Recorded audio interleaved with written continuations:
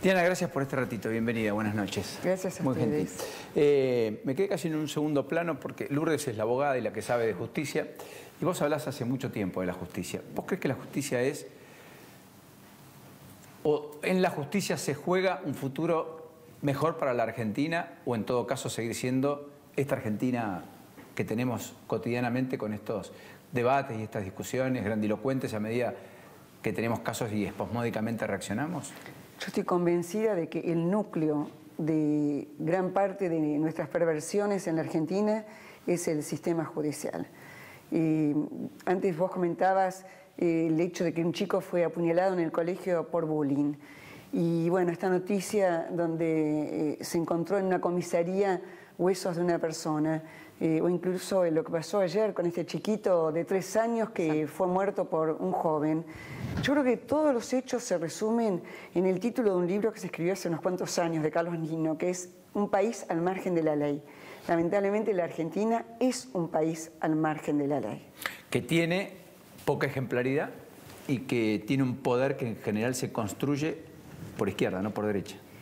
Claro, porque hay un ejemplo bien concreto. Obviamente, cuando uno cruza una calle, tiene prioridad el peatón. Pero obviamente cualquiera lo primero que va a hacer es ver si efectivamente están respetando los autos el semáforo en rojo. O sea, en cualquier otro país, el peatón cruza directamente sin ningún tipo de cuidado. En cambio, acá tenemos que mirar. ¿Por qué? Porque, como bien decís, Paulino, hay una ley, hay una regla vial, pero sin embargo hay una regla alternativa que es la que en última instancia impera. Entonces estamos permanentemente operando con 2 códigos. El código de la norma, es decir, el código escrito, y también el código no escrito, que es ese código con el cual estamos construyendo, como yo suelo decir, una Argentina salvaje. ¿Y vos tenés la impresión que tengo yo que la ley se interpreta, no que se cumple? Absolutamente. Y lamentablemente al existir semejante discrecionalidad, cada uno la interpreta como quiere, ¿no? Entonces, obviamente, la ley no solamente como ley, la ley jurídica. Yo creo que el gran problema de la Argentina, y lo vemos muy claro en el caso del chiquito que sufrió el bullying, es que falta la ley, en un sentido, la ley del padre, la ley, lo que en su momento fue la ley religiosa, la ley de Dios. Entonces, a partir de la Ilustración, nosotros vivimos una época secular. Filosóficamente, entendés que no hay un límite, un reparo, un cobijo a la mala acción. Claro, porque lamentablemente, a lo largo de la historia de Occidente, siempre estaba la noción de culpa y castigo, de un castigo divino. Y el hombre sentía temor de Dios. Afortunadamente, con la Ilustración, el hombre pudo creer, por lo menos, o forjar la ilusión de que se podía dar la norma a sí mismo, de que el hombre podía ser autolegislador, que no necesitaba de un Dios que desde afuera le dictara la norma.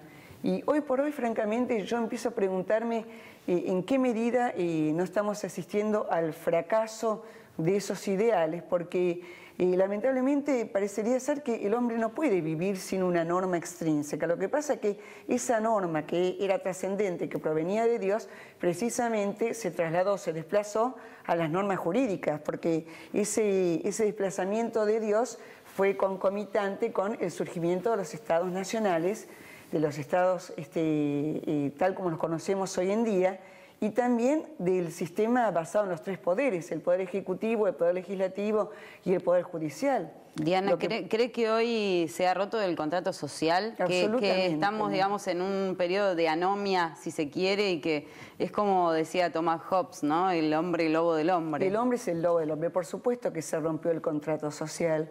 Y tanto es así que la filosofía jurídica que imperó a lo largo de estos últimos años en la Argentina es una filosofía agnóstica de la pena, donde precisamente no se cree en la pena. Y entonces, al no creerse en la pena, como diría Dostoyevsky en Los Hermanos Karamazov, todo está permitido. Es decir, si no hay Dios, si no hay ley jurídica, si no hay ley moral, incluso en un orden inmanente, humano, entonces todo parecería ser que todo está permitido, que el hombre no puede, esa creencia, esa ilusión en que podríamos gobernarnos a nosotros independientemente de un Dios trascendente y en un orden secular, parecería ser que no solo no es posible, y además que acá, en la Argentina, fundamentalmente, es absolutamente corroborado por un Estado ausente. Un Estado que ha estado, desde el punto de vista del Poder Ejecutivo, yo creo que lamentablemente durante muchísimos años no se vio el problema de la mal llamada inseguridad, porque en otros países en gran medida es un término importado, porque en otros países donde los delitos son muy menores, se habla de inseguridad cuando uno se refiere a robar un celular o robar una máquina de fotos. Acá te matan. No a matar a alguien. Claro, no a matar a alguien. Entonces, el problema es que el Poder Ejecutivo durante muchos años no habló de la mal llamada inseguridad.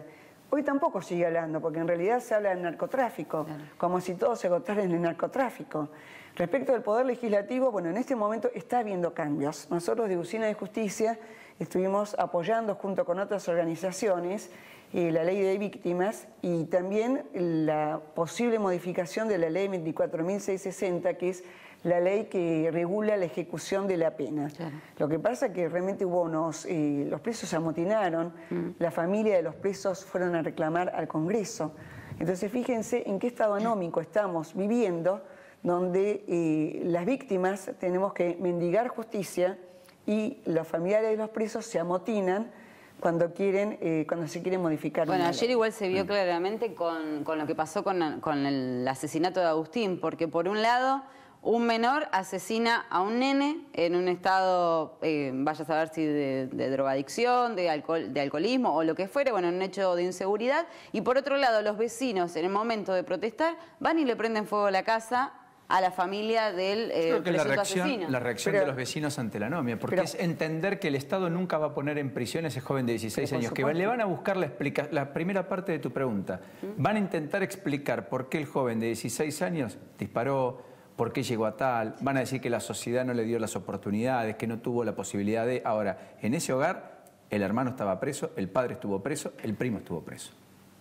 Entonces, efectivamente hay un Estado que estuvo ausente y que no condenó en tiempo y forma, que no actuó en la debida manera. Y explicarle a ese papá que perdió un hijo de la manera más insólita, que es de espalda, le tiró con una cobardía por la espalda, un nene de 3 años. A mí lo que me sorprende, Diana, ¿sabes qué es?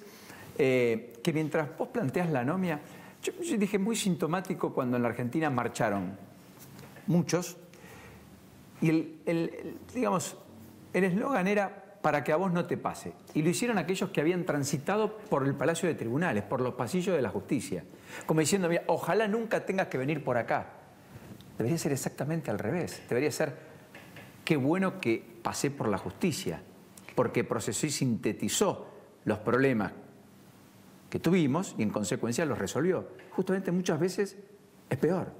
Pero esa marcha, fue muy poca gente a la marcha, y no lo digo críticamente, al contrario, lo que quiero decir con esto es que cuando se hace la marcha del Ni Una Menos, por poner un ejemplo concreto, va muchísima gente y hay un apoyo solidario de toda la sociedad. En cambio, cuando se hacen marchas de víctimas, no solamente el Para que no te pase, sino en general otras marchas que se hicieron, prácticamente la gente que va son solamente víctimas. Claro. ¿Y eso por qué? Porque creo que eso también tiene que ver con todo un imaginario colectivo que está absolutamente errado. ¿Por qué? Porque acá nosotros solemos importar modelos del extranjero.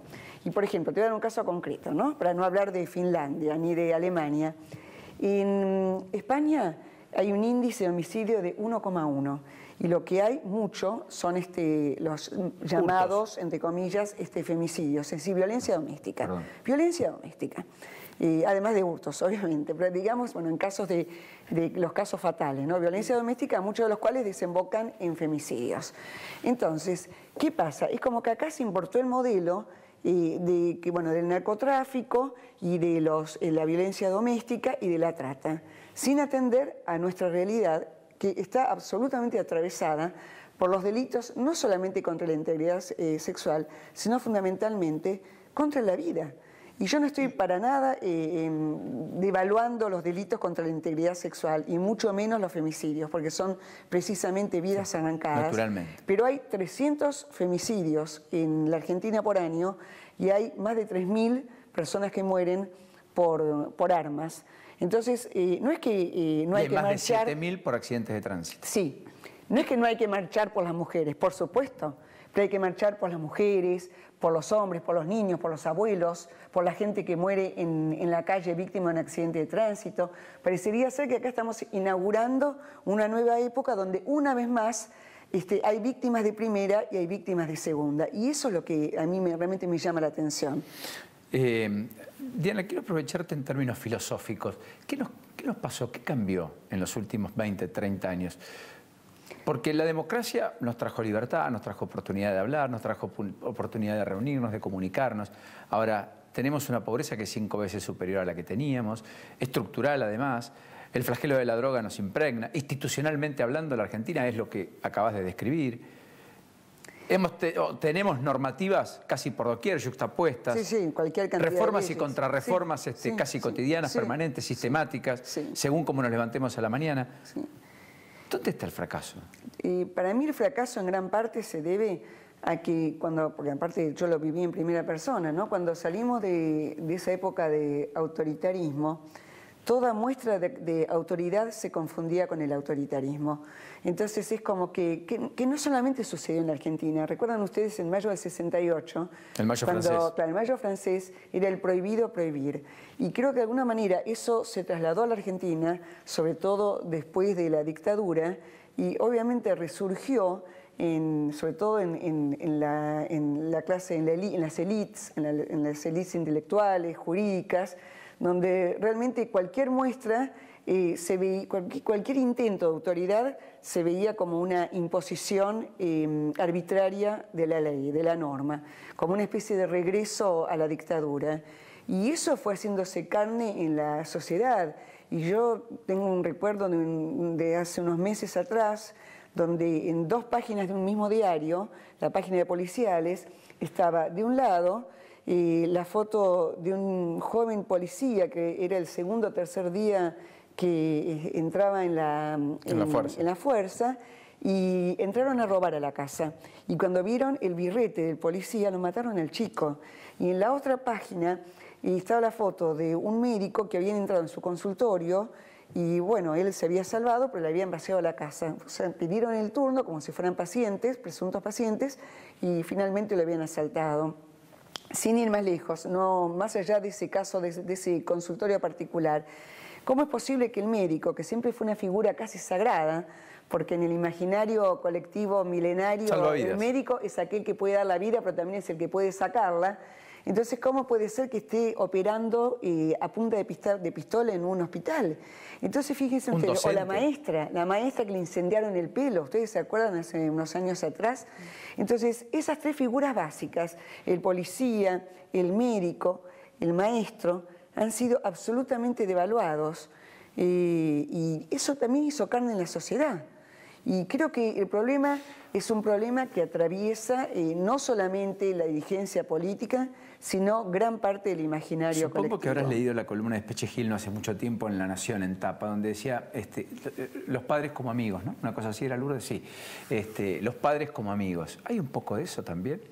De que se ha perdido la autoridad en el hogar y que el hogar está muy difuso y que también, por cierto, con familias ensambladas y... Sí, absolutamente. ¿Todo es más complejo, digamos? Y todo es más complejo y además, por más que suene políticamente incorrecto, con toda esta política de planes, realmente lo que se incrementó fue, en primer lugar, la maternidad adolescente. Hay muchas niñas madres, muchísimas. Entonces son chicas que quizás tienen 15, 16 años, tienen ya 2 o 3 hijos, esos hijos son criados por sus abuelas, que a su vez tienen 30 a 35 años, entonces muchas veces los padres no están, el padre está ausente, entonces obviamente son familias disfuncionales, con chicos que no están contenidos, donde los mandan a la escuela para que les den de comer, y entonces es muy difícil poder generar una sociedad que realmente habilite una construcción de una ciudadanía sana. A propósito de la nueva legislación,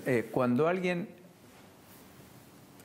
sufre una tragedia, matan a alguien del entorno familiar, lo que sea, a partir de ahora, por la nueva ley, si un juez concede la excarcelación o, en su defecto, anticipa la salida de la cárcel, tiene que avisar a la víctima. Sí, tienen que avisarle a la víctima y la víctima por lo menos debe ser escuchada. Es decir, no necesariamente va a ser escuchada. O sea, no va a un tribunal solo acompañado por un abogado y punto, sino que ahora tiene el derecho de ser escuchado. Bueno, lo del abogado es relativo, porque lo pusieron solamente para casos donde la víctima no lo pueda solventar. Entonces, en caso de que se demuestre que la víctima no lo puede solventar, le ponen un abogado. Le ponen un abogado. En el caso de quien delinque, siempre tiene un abogado. Absolutamente. Incluso hoy salió en un diario de la capital que el 63% de los delincuentes recurren a abogados pagados, patrocinados por el Estado. O sea, 2 de cada 3 tienen patrocinio jurídico legal. Que, a ver, entendiendo, siendo progresista, el buen sentido de un patrocinio legal para un justo y debido proceso, está muy bien. Lo que no estaba bien en todo caso es que aquel que era arrastrado al proceso penal, sin buscarlo, termine financiando un juicio con plata que muchas veces no tenía. Claro, pero vos fíjate, Paulino, que solamente va a ser en casos de personas que no se puedan solventar. En cambio, en el caso de los delincuentes, por default tienen un abogado. O sea, lo podría tener Lázaro Báez, sin ir más lejos. Claro, Lázaro Báez puede tener un abogado. Claro, es un defensor oficial. Pero en cambio, una madre que le mataron al hijo, si puede pagarlo, y además esos son criterios muy discrecionales. A nosotros en Usina de Justicia, una vez nos escribió una mamá diciéndonos que no le daban abogado porque no tenía el carácter de indigente, porque tenía una casita de ladrillos de 1 o 2 ambientes. Entonces, obviamente esa mujer no puede pagar los 30, 40 o 50 mil dólares que cuesta un abogado. Pero además hay un problema previo, porque de alguna manera lo que estamos planteando acá es el mejor de los mundos posibles, y la realidad no responde a eso. ¿Por qué? Porque hoy precisamente salió en otra nota del mismo diario que solamente, en primer lugar, ese es un dato que yo ya lo vengo corroborando año tras año en el mapa del delito, de cada 10 homicidios, hasta ahora de 5 se desconoce el autor. Entonces, o sea que el nivel de esclarecimiento es bajo. Claro, el nivel de condena es muy bajo y el nivel de esclarecimiento también es bajo. Esos crímenes quedan impunes. Hoy precisamente en el diario salió que es el 5,5, o sea que subió. O sea que de cada 10 muertos, de 5 se desconoce quién fue el asesino. Pero no solamente eso, hay otro dato más, según el cual solamente el 4% de las causas llegan a juicio. Hay otro dato independiente, que es que de cada 100 delitos solamente 3 delitos se persiguen.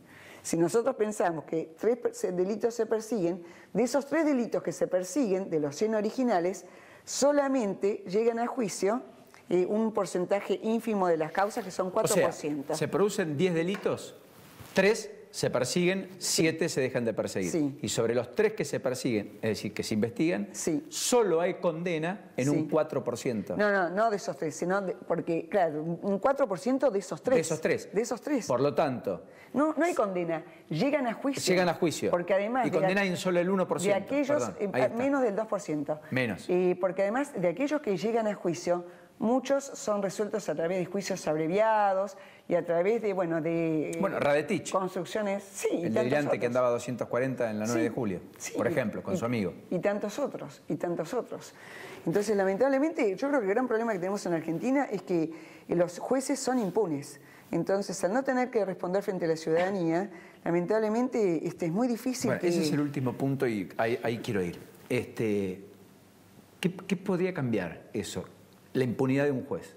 Que diga, tomo la decisión que la tomo porque se me canta. Punto. Y bueno, que realmente exista un consejo de la magistratura que funcione realmente y que cumpla con esa función.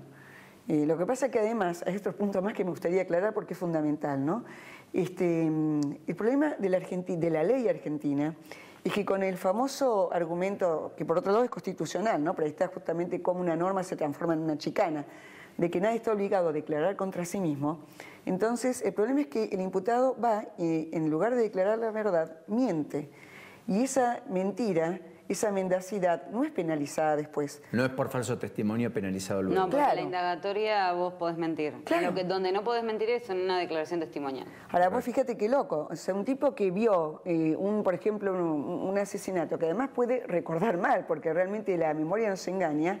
Está obligado a decir la verdad. Está obligado a decir la verdad. Pero el que mató está obligado. El que mató no. O sea, está obligado a no decir la verdad casi, porque nadie podría declarar en contra de sí mismo. Pero es una chicana, porque la ley dice que nadie está obligado a declarar contra sí mismo. No dice que no tiene que decir la verdad. Exactamente. Por ejemplo, en Estados Unidos, una persona que miente en la indagatoria Y después es decir, no puede decir nada más en el juicio.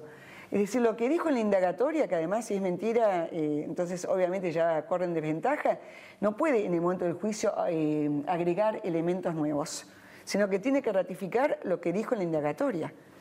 Entonces, eso es imposible. Y además hay otra cosa más. En otros países, por ejemplo en Inglaterra, la policía puede... Lo mismo que un familiar directo, o sea, el consanguíneo tampoco puede declarar en contra de... Claro, pero vos fíjate que eso también trajo sus problemas en el caso, bueno, en un crimen de hace poco, donde precisamente después la mujer confesó que el marido, que era un violador, la había obligado a decir la verdad. Entonces ella terminó, perdón... A decir la mentira. A decir la mentira, ¿no? Encubrir. La supuesta verdad. El caso Badaraco. Sí, el caso Badaraco, exactamente. Cuya mujer está prófuga. Claro. Con 4 hijos. Claro. Y 2 biológicos de una persona que no es Badaraco, que no ve a sus hijos hace 7 meses. Pero ella alegó en su momento que le había obligado a mentir. A decir que esa noche había estado con él cuando no había estado. Entonces, ¿cómo vamos a llegar a la verdad si se está legitimando la mentira desde un comienzo? Yo te decía, perdón, que en Inglaterra la policía puede hacer la indagatoria y se graba. Entonces, nadie puede después alegar que hubo presiones o que hubo tortura o algo por el estilo. Es una cosa tan elemental. Además está comprobado que cuando sucede un hecho, si en ese momento puede hablar el sospechoso, seguramente va a decir de todo. Si en el medio le ponen un abogado defensor, obviamente el abogado lo va a instruir y lo que va a decir va a ser muy distinto de la realidad. Entonces, ¿cómo podemos llegar a la verdad, que es en última instancia uno de los sentidos de la justicia, cuando desde el principio, desde la ley misma, se legitima la mentira? Entonces, ese es un punto fundamental que hay que modificar, porque no solamente tiene una importancia jurídica, también tiene una importancia desde la ética, porque así como se miente en una indagatoria, la mentira aparentemente es la moneda de cambio en todas las prácticas humanas en la Argentina. La mentira es una moneda de cambio en todas las prácticas humanas de la Argentina. Impresionante. Sí. Diana, gracias. No, gracias. Quería pensar un poquito con vos este viernes. Muy gentil. Gracias. Lamento que lo tengamos que hacer desde el dolor muchas veces, pero enhorabuena, si sirve para construir una sociedad mejor.